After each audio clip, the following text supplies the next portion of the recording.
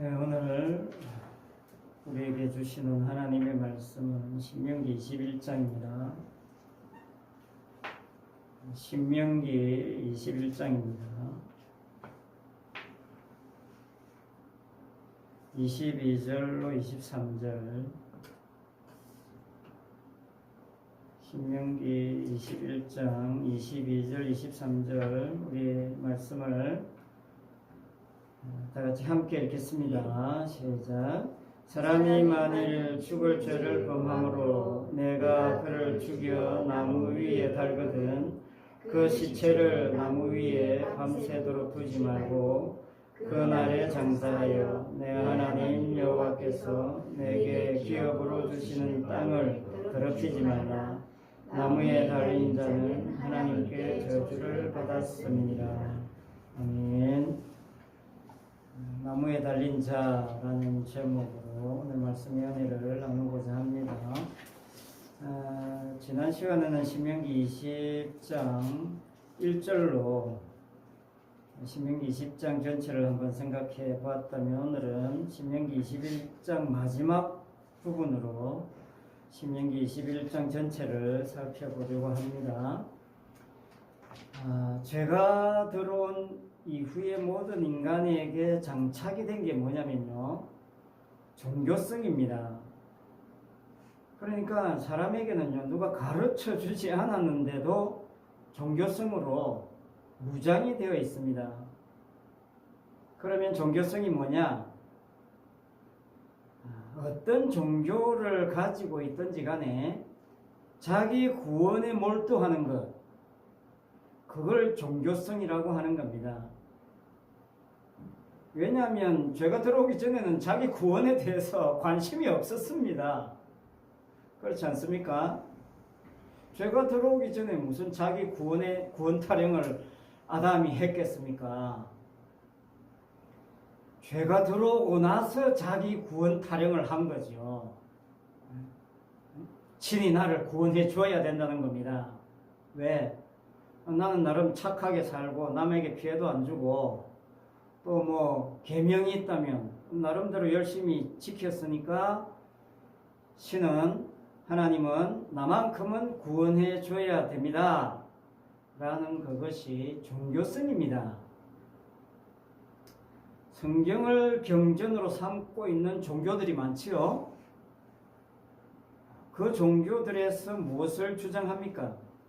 우리가 이 경전, 성경 말씀 철저하게 지켰으니까 우리만큼은 구원해 줘야 됩니다.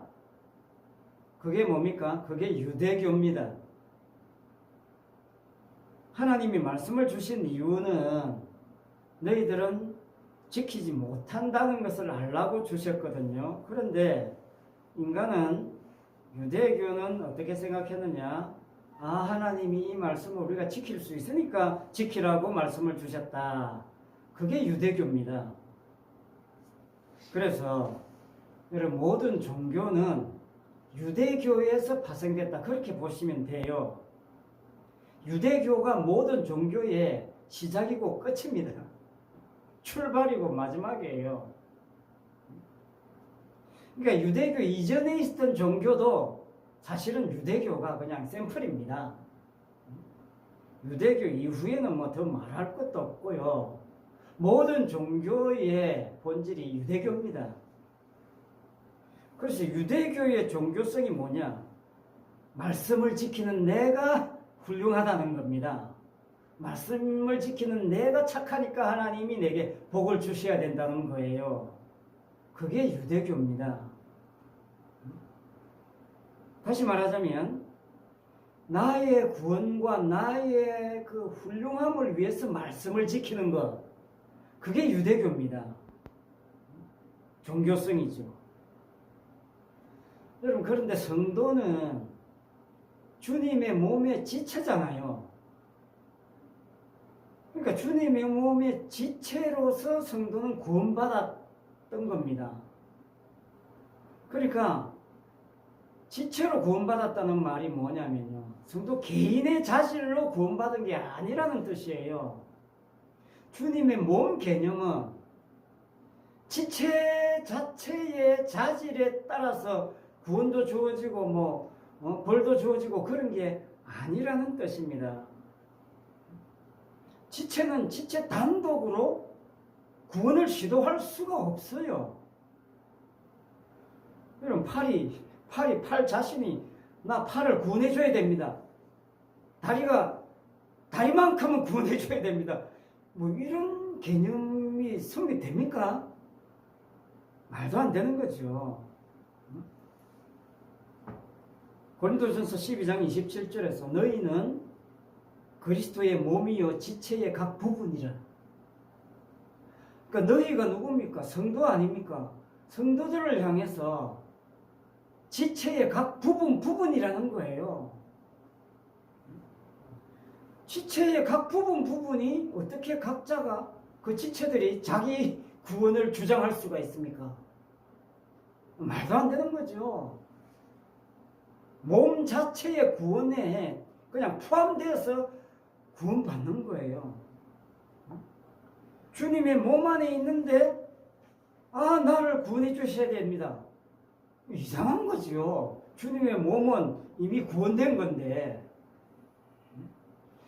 구원은 머리 대신 주님이 할 일이에요. 근본적으로. 요한복음 6장 39절에 이렇게 말씀해요. 나를 보내신 이의 뜻은 내게 주신 자 중에 내가 하나도 잃어버리지 아니하고 마지막 날에 다시 살리는 이것이니라. 하나님 아버지의 뜻이 예수님에게 주신 하나님 아버지의 뜻이 예수님에게 모든 걸 맡겼는데 예수님에게 주신 자는 예수님이 하나도 잃어버리지 않는다는 겁니다. 이게 확정됐어요. 하나님의 뜻이 확정됐습니다. 구원은 주님께 맡긴다고 결정난 거예요. 그리고 주님은 내게 맡겨진 한 영혼도 절대로 잃어버리지 않는다는 겁니다. 주님이 그렇게 말씀하신 겁니다. 이 주님의 말씀 못 믿습니까? 여러분의 믿음은 못 믿어도 괜찮아요. 그러나 주님이 지금 요한복음 6장 39절에 하신 말씀은 믿어야 됩니다. 40절에 다시 한 번 더 이야기하죠. 내 아버지의 뜻은 아들을 보고 믿는 자마다 영생을 얻는 이것이니 마지막 날에 내가 이를 다시 살리시리라. 살리는 일은 누가 하는 겁니까? 예수님이 하는 거예요. 쉽게 말하면 죽어 있다는 거죠. 모든 영혼은 죽어 있다는 겁니다. 살리는 분은 주님이 살리는 겁니다. 아들을 보고 믿었기 때문에 영생을 얻게 된 게 아니에요. 영생을 얻기에 아들을 보고 믿는다는 뜻이에요. 내 믿음이 나를 살리는 거 아닙니다. 절대 아닙니다. 예수님이 살렸기 때문에 내게서 믿음이 터져 나오는 거예요. 고백되는 겁니다. 이게 바뀌면 큰일 나요. 이게 바뀌었다? 그건 아니에요. 가짜입니다. 오늘 요한복음 6장 39절에서 아들을 보고 믿는다는 말은 그 본다는 말이 이렇게 우러러 본다는 거예요. 올려 본다는 겁니다. 이렇게 쳐다본다는 거예요. 쉽게 말하면 나무에 달려있는 것을 쳐다본다. 위로 이렇게 쳐다봐야 돼요. 나무에 달린 걸 본다는 거죠. 십자가를 본다는 거고 십자가에 달리신 예수님을 본다는 거죠. 나의 믿음, 나의 행함을 보는 게 아닙니다. 그러니까 쉽게 말하면 내가 쳐다보는 저분이 나를 구원한다는 거죠. 그게 보는 그 행위에 담겨져 있는 겁니다. 내가 본 행위로 구원받는 게 아니고 내가 쳐다보는 저분이 나를 구원하십니다. 그게 보는 겁니다.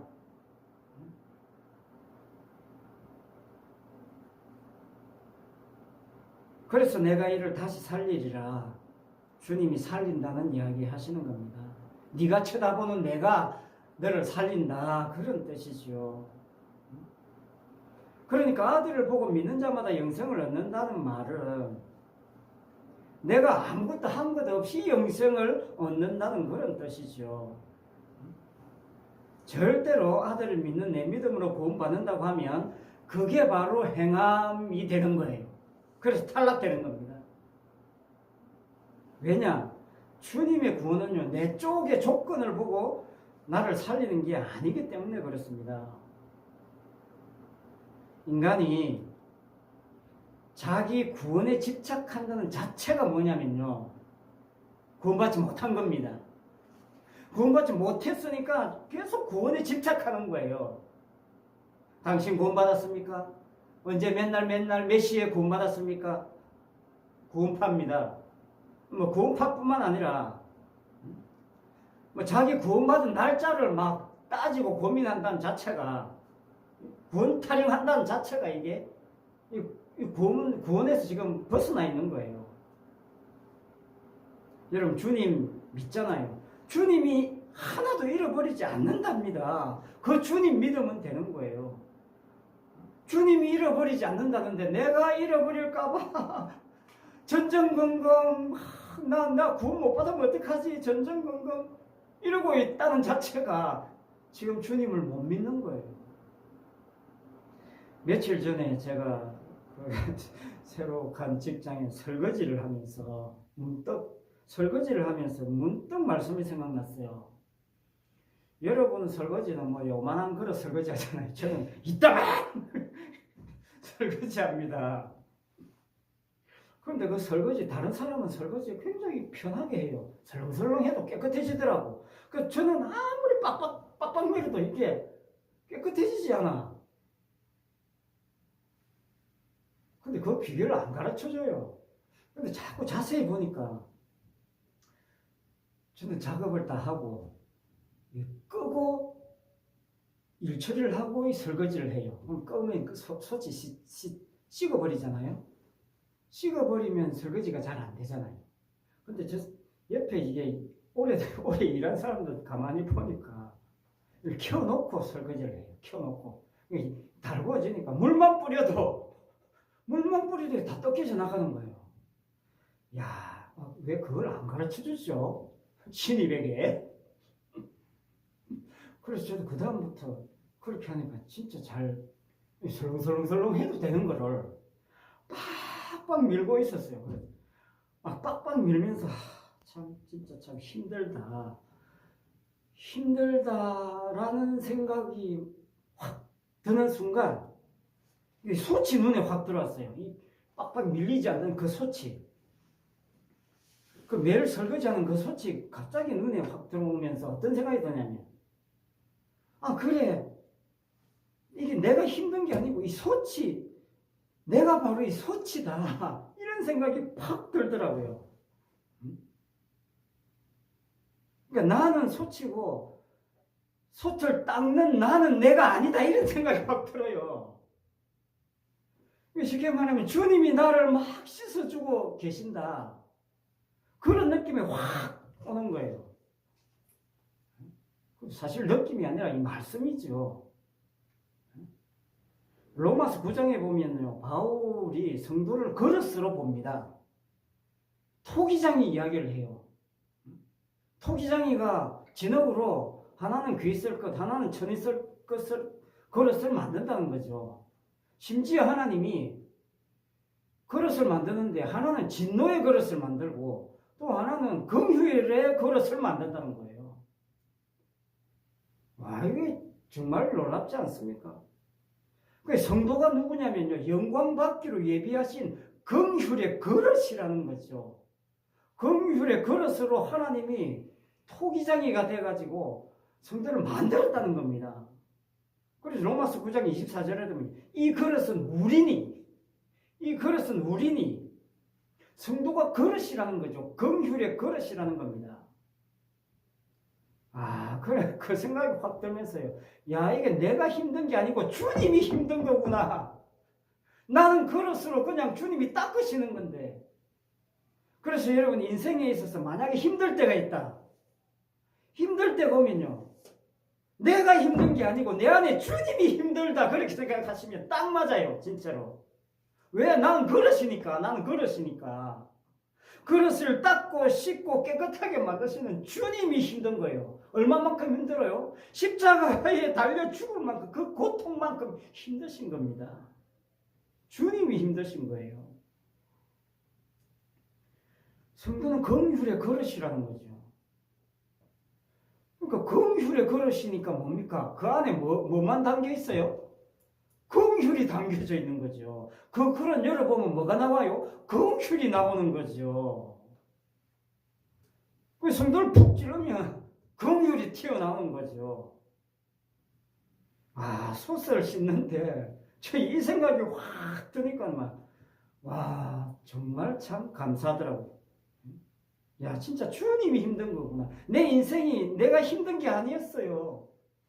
주님이 내 안에서 힘들어하고 힘들게 주님이 나를 사용하셔서 일하고 계셨던 거죠. 그 십자가의 저주를 받을 그 고통 주님이 당하시면서 매일매일 나를 이렇게 닦고 씻고 계셨구나. 그런 생각이 드니까 얼마나 감사한지요. 힘들지가 않아요. 그 다음부터 나는 소치다. 이거 오늘 설교 제목 나는 소치다. 이것을 바꿔도 되겠습니다. 여러분, 종교성이 얼마나 지독한 거냐면요, 내가 구원받지 않으면요, 만약에 나 빼고 다른 사람만 구원한다, 어떤 하나님이란 분이 나는 제껴놓고 다른 사람만 구원한다, 아, 그럼 나는 그런 하나님 나 인정 안 한다. 이게 종교성이에요. 하나님을 제껴놓을 만큼 이게 견고한 게 종교성입니다. 그래서 그게 무슨 그릇이에요? 진노의 그릇이 되는 거예요. 그게 인간이고 종교성입니다. 나를 끼워 넣어줘야 하나님 인정해 줍니다. 이렇게 나오는 거죠. 그게 무슨 믿음이겠습니까? 인류 역사가 그런 식으로 견고해져 온 겁니다. 여러분, 성경을 보면서 정말 십자가 보지 못하면 말짱 꽝이에요. 그럼 불교 경전 보는 거나 똑같은 겁니다. 우리가 교회에서 큐티를 많이 강조하는데, 저도 큰 교회에서 사역할 때 큐티 강의 참 많이 했습니다. 성도들에게 큐티를 많이 가르쳤어요. 그리고 뭐 큐티 전문 교회들도 있어요. 그 교회 가면 큐티만 해요. 맨날 자기가 큐티한 것 올리고 서로 나누고 하면서 막 은혜 받고 그러죠. 그런데 큐티의 위험성이 뭐냐? 큐티를 하면 할수록 만약에 복음을 보지 못하고 십자가를 보지 못하고 자꾸만 자기가 어떻게 해야 된다, 내가 어떻게 해야 할 것인가, 자꾸 이걸 찾아요. 오늘 본문 말씀을 보면서 내가 뭘 할 것인가, 자꾸 이걸 찾아. 그걸 찾아서 내가 실천에 옮겨, 또 실천사항 해가지고 내가 어떻게 하면 하나님께서 지금보다 더 나은 복을 주실까, 내가 어떻게 하면 하나님께서 나를 더 사랑해 주실까, 내가 어떻게 하면 자꾸만 내가 어떻게 하면을 쫓아가는 큐티가 되면 그 큐티 망하는 겁니다. 큐티 하면 좋지요. 하면서 진짜 그 속에 긍휼을 찾아내고 긍휼이 솟아나고 막 그 속에 복음이 막 샘솟고 그러면 천만 다행이지만, 자꾸 큐티를 하면서 오늘 이 말씀을 통해서 보니까 내가 이걸 해야 되겠구나, 자꾸 자기가 해야 될 걸 찾아내는 그런 큐티는 점점 복음과 멀어지는 겁니다. 하나님과 멀어져요. 많은 사람들이 구원받고 나서 뭐 하느냐면 자기가 이제 하나님을 따라가려고 해요. 예수님이 그래서 뭐라고 이야기했냐면요, 나를 따라오려거든 자기를 부인하고 따라오라, 이렇게 말씀했어요. 그런데 많은 사람들이 나 이제 예수 믿고 신앙생활 하렵니다 하면서 뭐 하냐면 이제 자기가 하나님을 따라가려고 해요. 자기를 부인해야 되는데 아예 예수님 믿기 전부터 이제 믿으려고 시작한부터 자기를 일단 잘라내고 시작해야 되는데, 예수 믿는다고 하면서 이제 자기가 하나님 따라가려고 합니다. 그건요, 진정으로 주님을 따르는 신앙의 삶이 못 될 가능성이 많아요. 흉내낼 가능성이 많아요. 이 정도 하면 내가 주님 잘 따라가는 거지요? 하고 흉내내. 이 정도 하면 나 주님 뒤따라가면서 그림자라도 내가 닮아갈 수 있지 않겠습니까? 이런 거. 여러분, 노사연 씨가 불렀던 유명한 노래가 있어요. 제가 오늘 말씀을 생각하면서 이 노래 가사가 정말 참 복음적이다 그런 생각을 해봤습니다. 님 그림자라는 노래 있어요. 님 그림자. 달빛 아래 님 뒤로 가는 그 그림자가 길게 들어져 있는데, 달빛에 그림자가 들어져 있는데 그 님의 그림자를 이렇게 밟으려고 하니까 달빛이 움직이니까 밟으려고 하면 가버리고 밟으려고 하면 가버리고 못 밟는다는 거예요. 님 그림자도 못 밟는다는 겁니다. 그래서 너무나 서럽다는 이야기예요. 님은 없으니까 님 그림자라도 한번 밟아보고 싶다는 그 안타까운 마음을 가지고 가는데 그 그림자도 내가 밟을 날이 없네라는 찬양을 하고 있습니다. 얼마나 안타까운 마음입니까? 안 된다는 거예요. 안 된다는 겁니다. 나는 무슨 짓을 해도 님 그림자 못 밟는다는 거죠.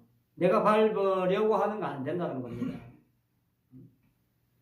그 알면서도 계속 밟으려고 이제 따라가는 거죠. 참, 님 그림자 노래 한번 불러보고 싶네요. 내 쪽에서 무슨 짓을 해도 달이 아니라 달 그림자 따라갈 수 없는 겁니다.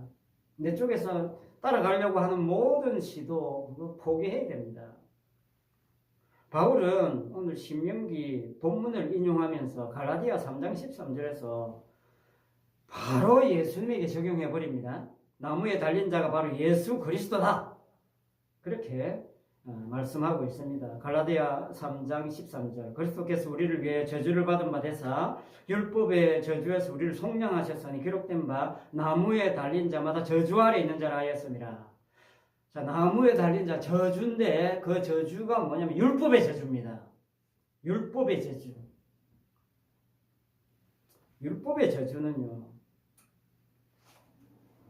율법은 뭐냐면 율법이 만약에 1000개다 그러면 999개 지켰는데 하나 못 지키면 말짱꽝이에요. 다 못 지킨 게 됩니다.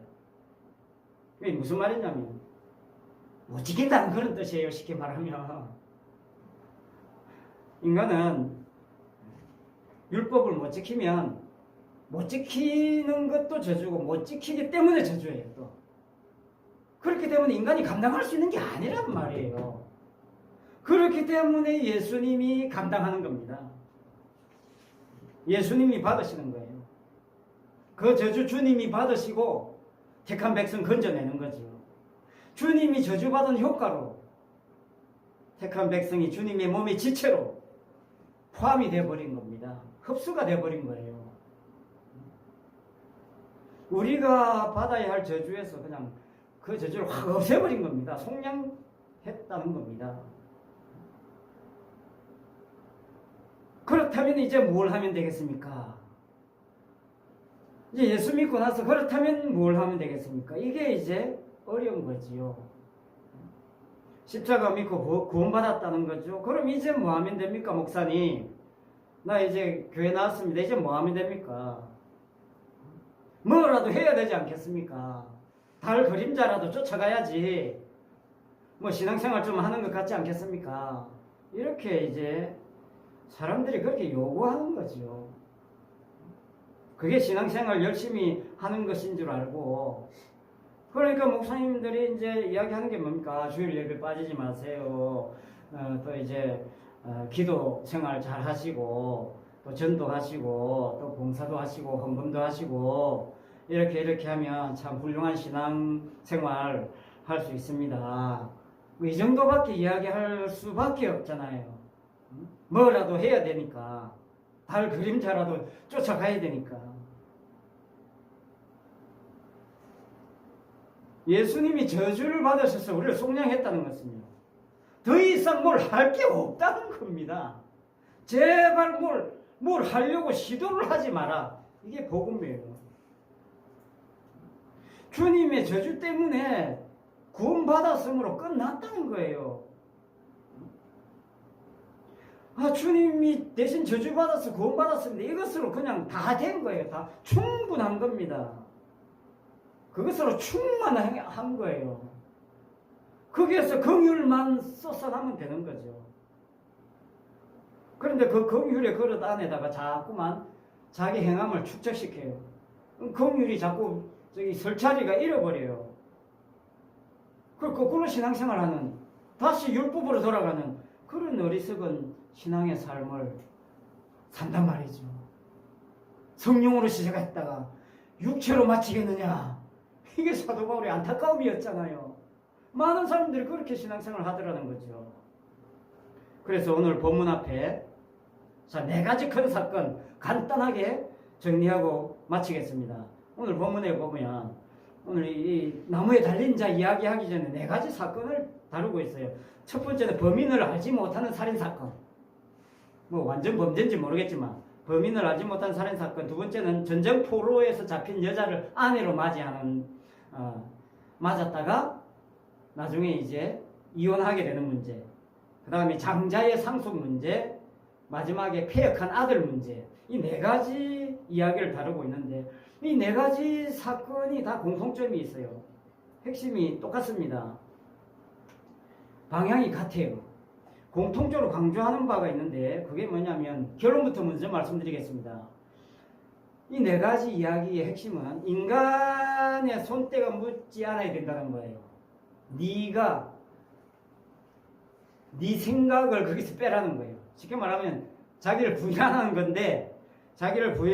건데 그 이야기를 이 4가지 사건으로 다양하게 표현을 하고 있다. 그렇게 보시면 되는 겁니다. 네가 뭘 하지 말라는 거예요. 너는 그냥 가만히 있으라는 겁니다. 그 이야기하고 있어요. 자, 첫 번째, 범인을 알지 못하는 살인사건.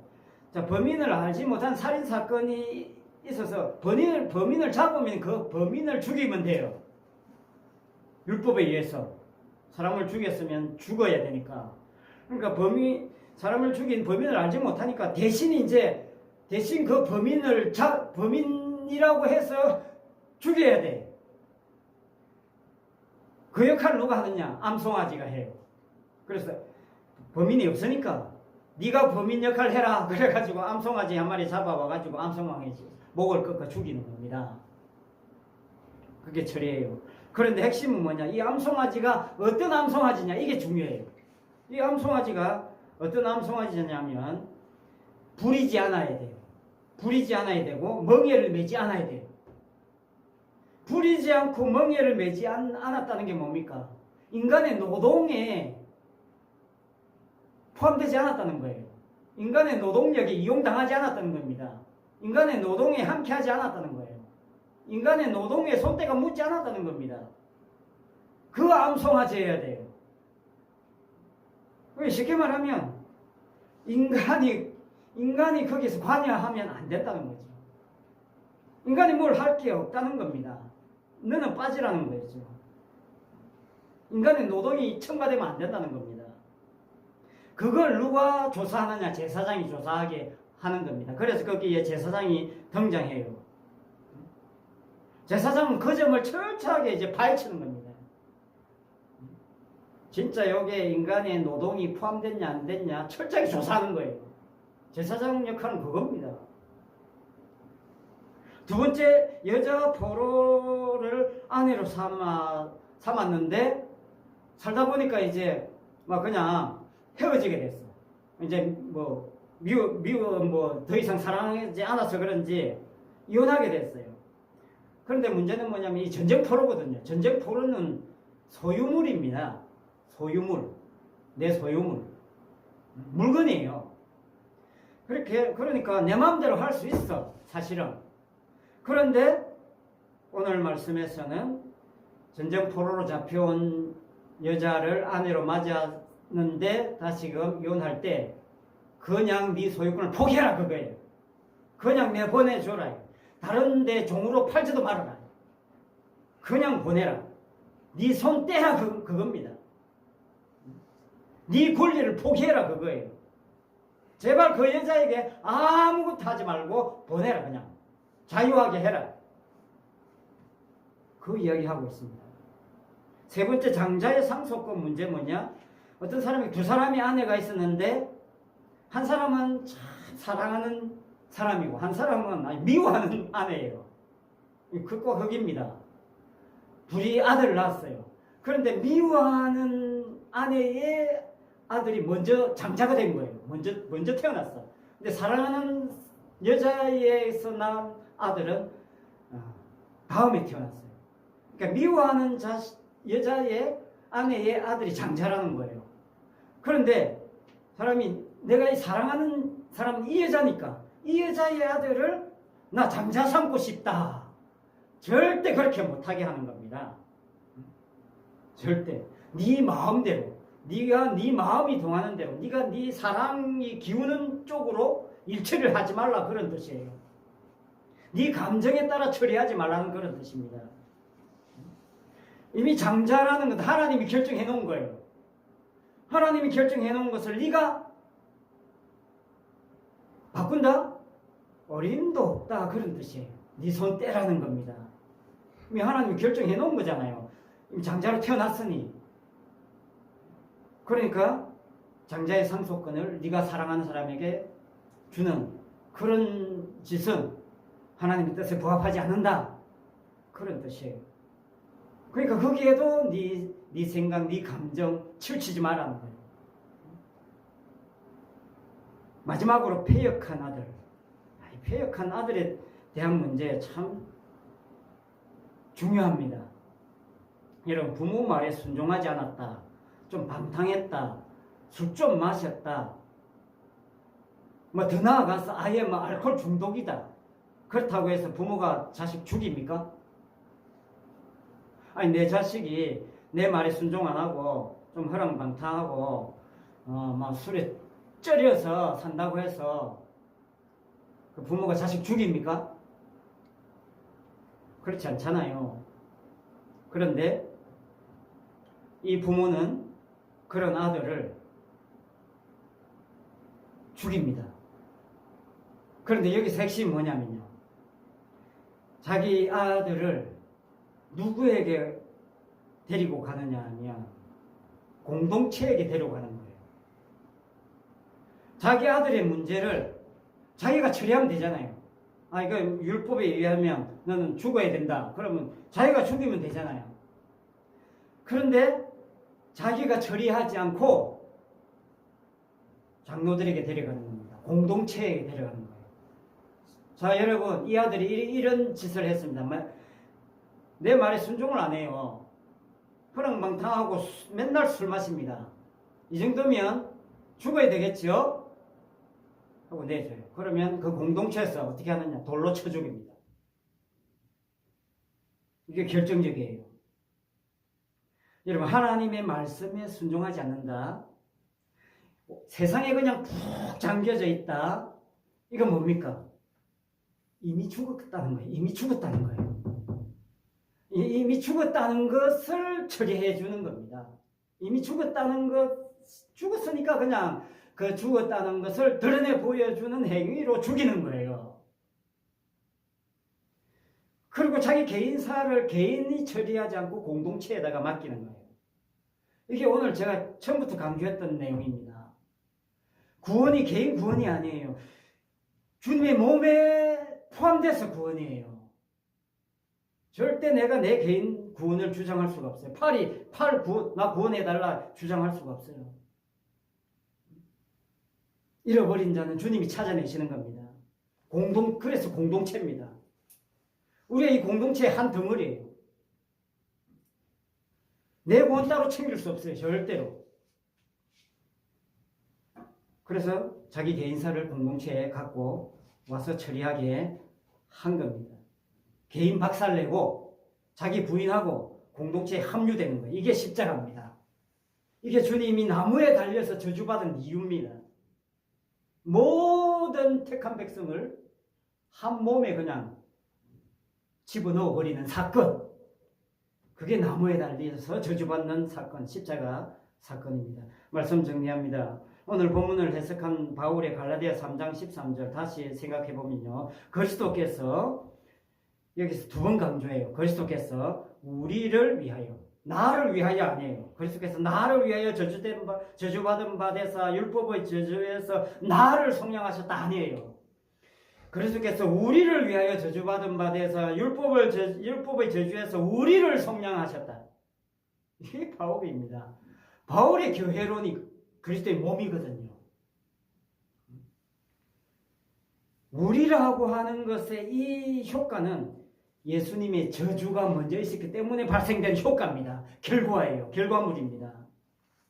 우리가 먼저 있고 먼저 있어서 내가 예수 믿고 구원받는 이런 순서가 아니에요.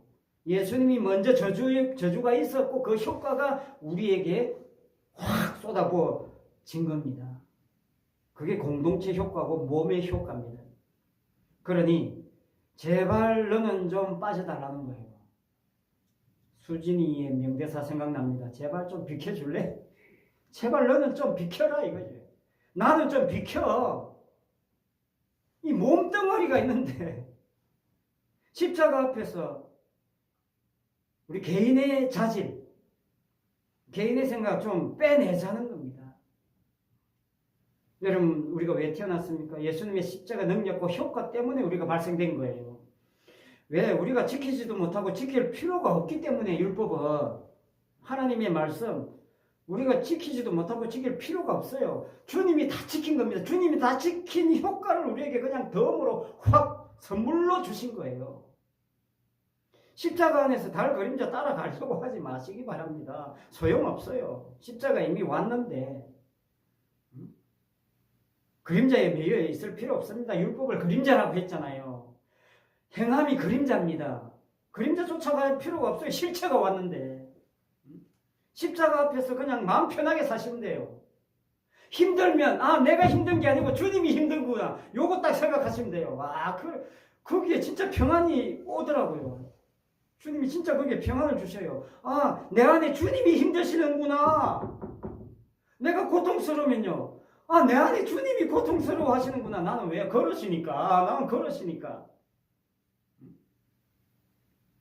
나무에 달린 자, 십자가 바라보면서 예수님 때문에 오늘 제가 여기에 있군요.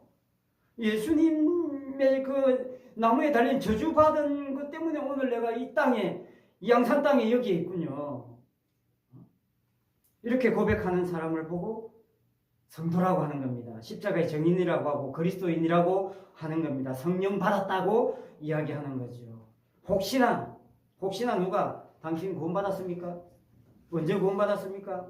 혹시나 자기 개인적으로도 누가 옆에서 안 쑤시고 내 속에서도 나 진짜 구원받은 거 맞아?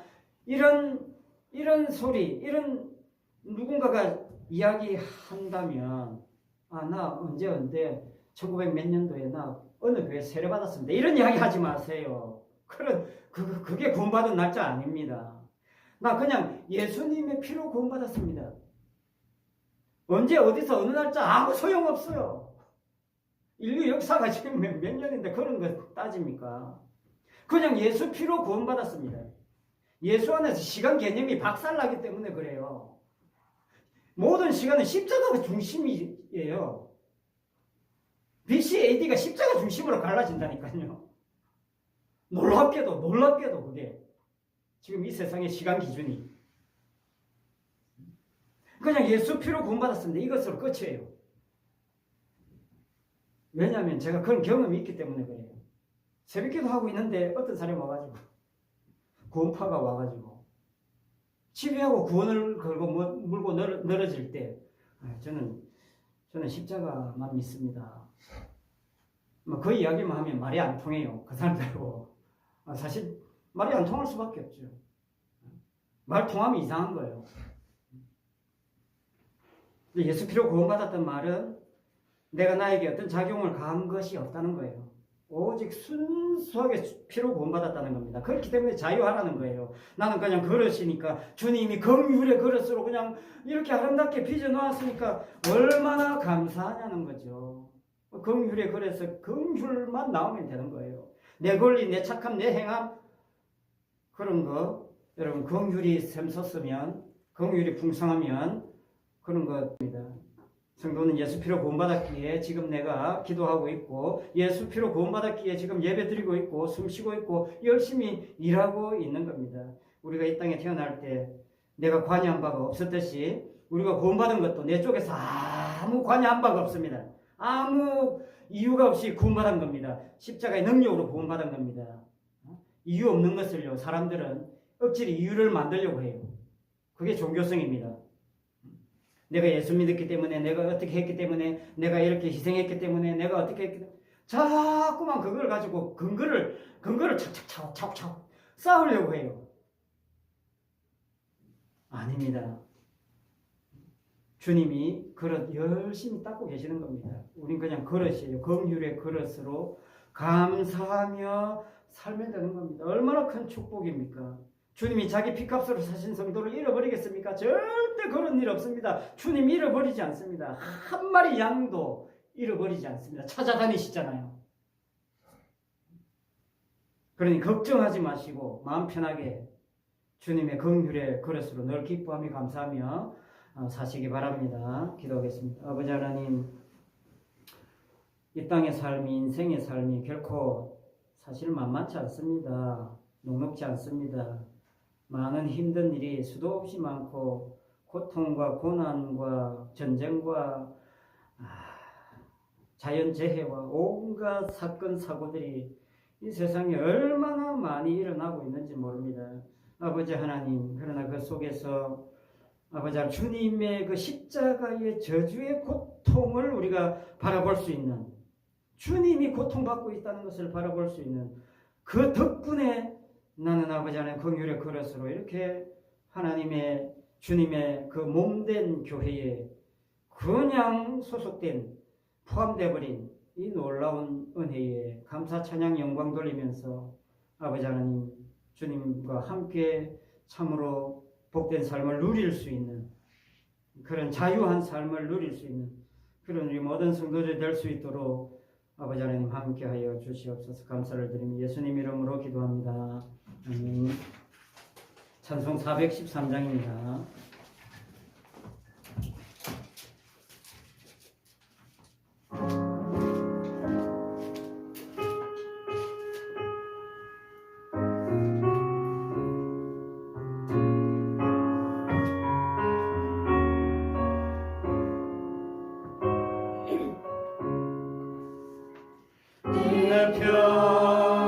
평생에 가는 길 순탄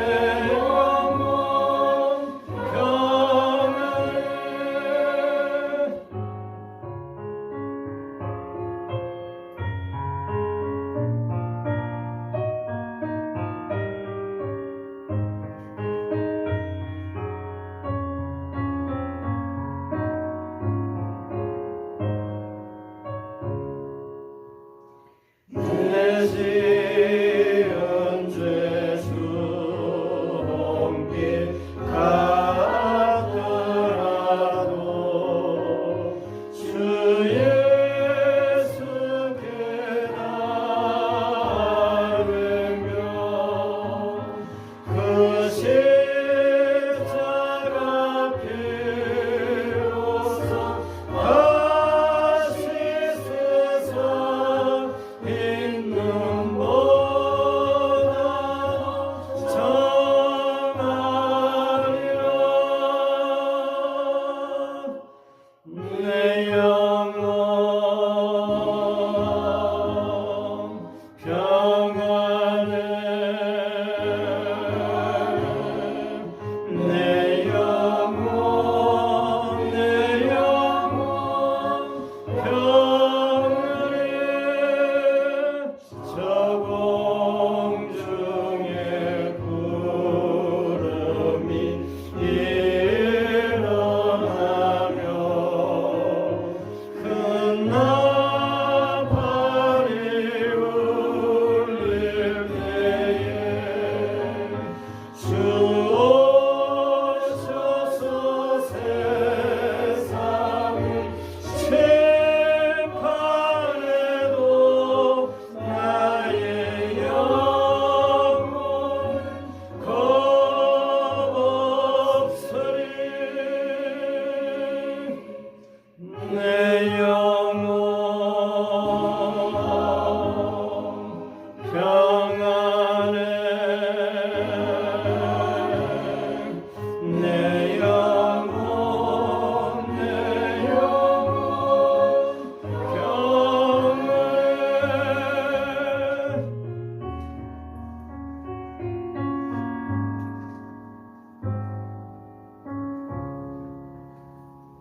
기도하겠습니다. 지금은 십자가에 죽으시고 부활하사 율법의 저주에서 우리를 속량하신 우리 주 예수 그리스도의 은혜와 예수님에게 모든 저주를 다 쏟아 부으신 그 하나님 아버지의 크신 사랑과 긍휼의 그릇으로 긍휼만 쏟아내는 삶을 살게 하시는 그 성령님의 감화 감동 위로원사 교통하심과 충만하심이 우리 모든 성도들 위해 항상 함께 있을지어다. 아멘.